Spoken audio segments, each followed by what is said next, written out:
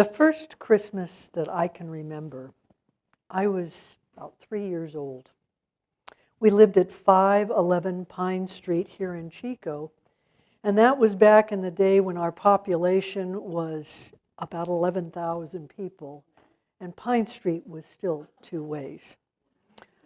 Our family tradition back then for Christmas was always Christmas Eve. My father worked for Diamond Match, and he would have to leave on a train, 3-day train ride for New York City on Christmas Day so that he could be in New York City for their annual end-of-the-year meeting. And his boss, Mr. Brink, was afraid of planes, and so that took them 3 days to get there. We had eaten dinner and had begun to open gifts. We were all in the living room, and all of a sudden, Dad excused himself to go to the bathroom. At 3, I didn't realize how sneaky he was. And all of a sudden, about 5 minutes later, I heard, "Ho, ho, ho!" And I got scared. Mom smiled and said, "Oh, it must be Santa Claus." And I began to cry.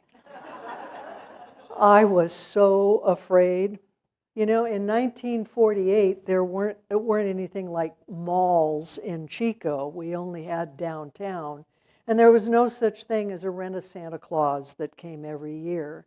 My introduction to Santa Claus was a Coca-Cola advertisement in the back of Life magazine. And I had never met him face to face. The porch was dark, and Mom kept saying, "Go ahead, go out and see what Santa brought you. He loves you just like we do." And finally, with coaxing and my brother taking my hand, we walked outside, turned the porch light on, and got Chris the gifts that were left by Santa Claus. Brené Brown tells us the dark does not destroy the light, it defines it. It is our fear of the dark that casts our joy into the shadows. As a child, I was afraid of that deep voice that had said, "Ho, ho, ho," and the darkness outside the front door. I had nothing to be afraid of, and yet I was. I believe the birth of Jesus was the birth of love and light in our world. If we will look at the time of birth of the Christ child, and it included various parts, but they really kind of didn't interrelate to each other yet. And there was Israel, but Rome was really trying to conquer all of what they perceived to be the world. So there was Egypt and Israel and Arab countries and Europe and the Mediterranean region that they wanted to have. Life expectancy was 30 to 35 years if you survived infancy. There was no cure for illnesses like cancer and MS or mental challenges and pneumonia and heart disease, to name a few. Greed was rampant. People were overtaxed not only by Rome, but by the tax collector himself, because he kept a little bit on the side. The gap between the classes kept widening and being reinforced by Rome.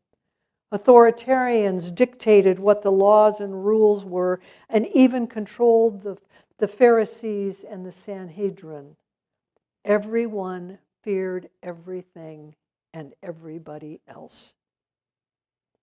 It was at this time in history when everything was so volatile, changeable, and unknown that a baby was sent to the world to teach us to love and how to bring light to others. Richard Rohr, in his book Preparing for Christmas, states, "Without great love or great suffering, human consciousness remains largely at the fight or flight, either or, all or nothing level. This dualistic mind that we can now prove is the lowest level of brain function will never be able to achieve, much less deal with the real big things.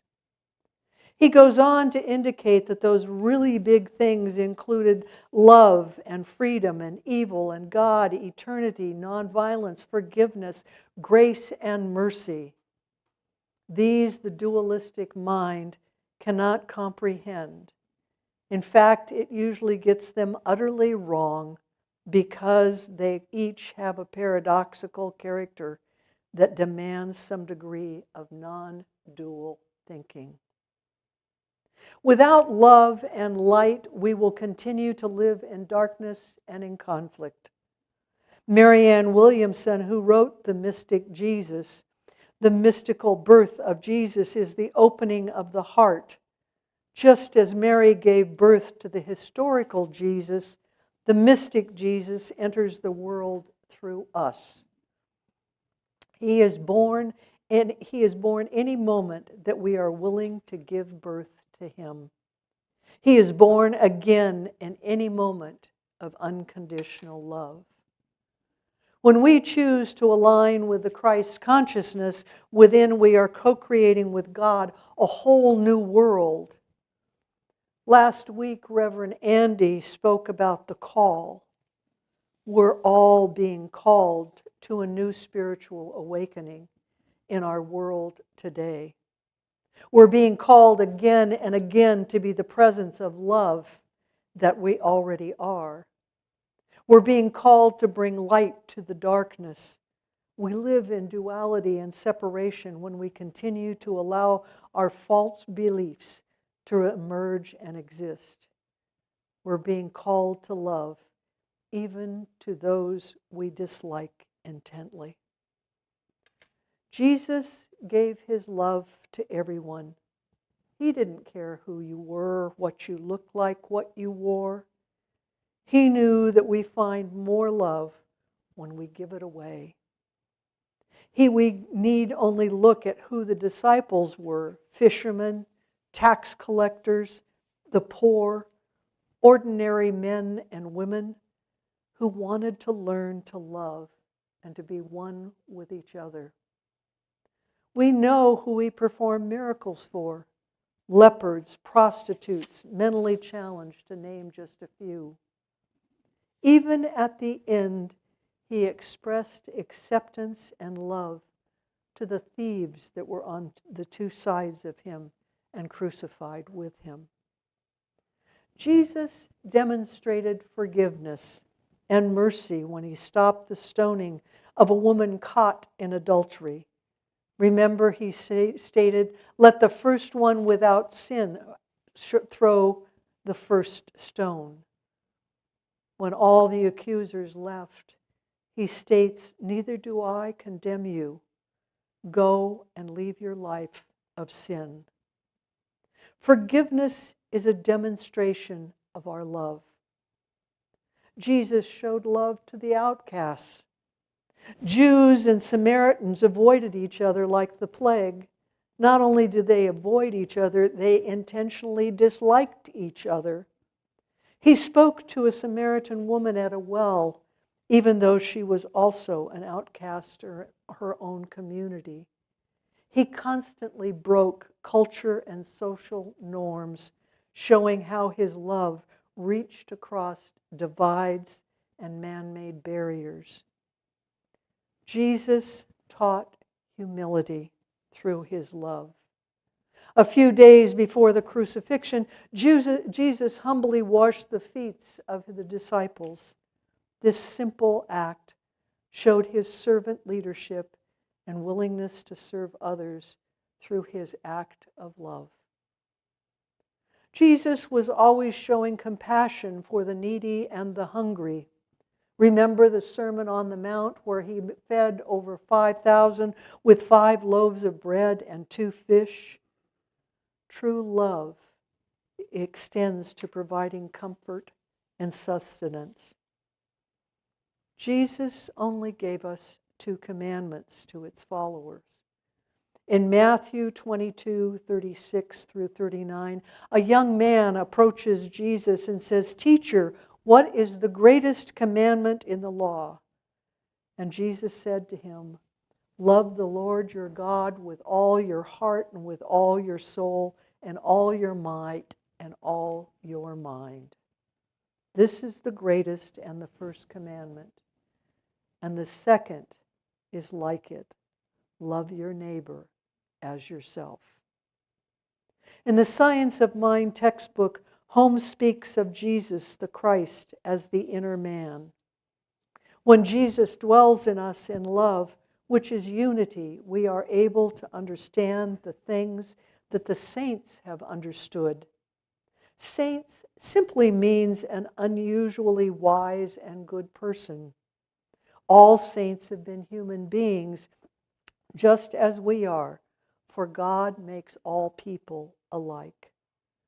The universe plays no favorite. To be filled with the fullness of God is to manifest our true nature, which is Christ, the Son of God, the power that worketh in us. This power is the power of God, and if we admit no other, we should be ever satisfied, happy, prosperous, well, and complete. So just what can we do to be more loving and bring light to challenging situations? We can heal the world one step at a time. We can always do that by healing our corner of the earth. When I am healed of something, others are likewise healed. I think the first thing we have to do is listen for the God voice within. It opens our hearts and minds to guidance and illumination. It connects our hearts and minds, reason and intuition, which according to Williamson is an enlightened mind. Next, we need to surrender to the divine. Oh no, you say, I have to be in control. This is a false belief and a fear showing up. When we surrender to God, we surrender to love. And when we surrender, we are answering the call of showing up, contributing, forgiving, and loving to be there. We can choose to live a life of anger and negativity or one of love. It is time for us to pray, we always know. It's time to state the positive fulfillment of what we are seeking as individuals for ourselves as well as others. Praying for ourselves or others is our way of bringing the light to the darkness. It brings clarity to our situation. It is the process of changing the cause of something so the effect does not keep affecting us. I love how Marianne Williamson says it's time to turn on the light. Turning on that light is dedicating ourselves to love. We begin to discern patterns of goodness and opportunity that are otherwise obscure. We come to see how much good is always available to us. Everything we need is either right in front of us or is on the way, because that's how God's universe operates. Living with that realization is a powerful rearrangement of our assumptions, expectations, and mental filters. Bringing love and light to a situation is also about forgiveness. To forgive someone means to see them not as their mistake, but as they really are. It is our task to remember just how God made everyone. We are all innocent beings when we are born. We all make mistakes, however, along the way. Our judgment gets in the way. And in our own judgment, we're holding ourselves to what was in the past rather than the present moment. It's longing that you could change a situation. We remain a hostage that way to our own failures by not being forgiving. Our task is to release our belief in the cause and to decide you will continue to not carry the effect anymore. I'd like to do a mini meditation now with you, so please make yourself comfortable in your chairs. And when you're ready, close your eyes and to begin watching and feeling your breathing. Notice how it becomes deeper and fuller as you relax into the process. Now begin to remind yourself of all the ways you experience love. It might be through a touch, a word, an expression, maybe a phone call, or sharing a cup of coffee with someone special. Don't edit your thoughts. Just remember how you experience love.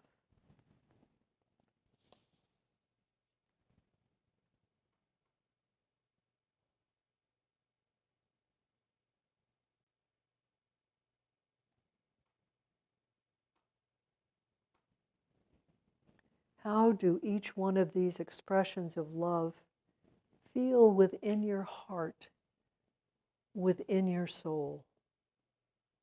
Maybe it's a sense of joy.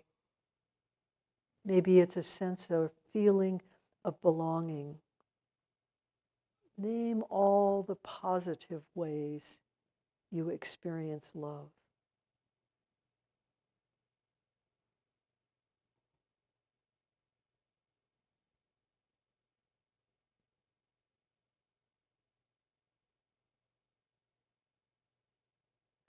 Now remember all of the ways you express love. Maybe it's different, or it might be the same as when you receive love.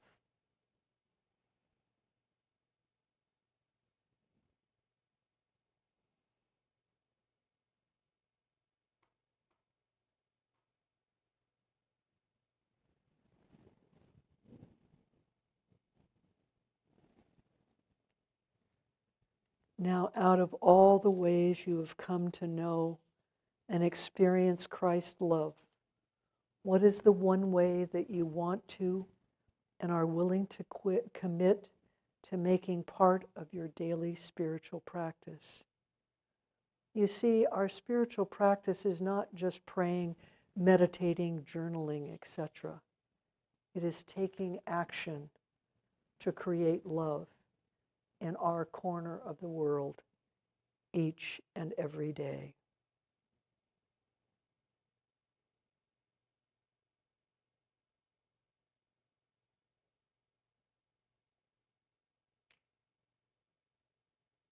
So what is that one way you will do in 2026 each and every day?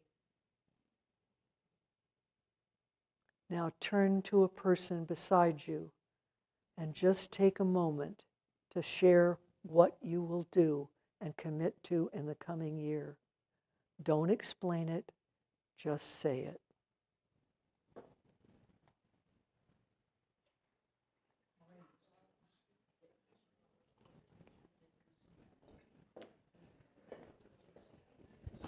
Simple acts of kindness.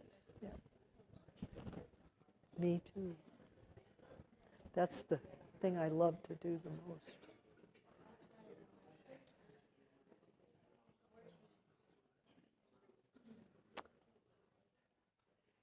That, my friends, is your Christmas gift to the world that will last all year long.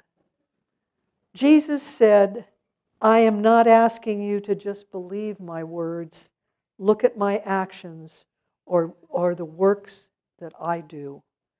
Now they become yours. So let our actions of love, the Christ love that lives in each and every one of us, carry us through 2026 and show our truth to others, the truth of love divine. This is the truth in my life, and this is the truth in yours, and so it is. Amen.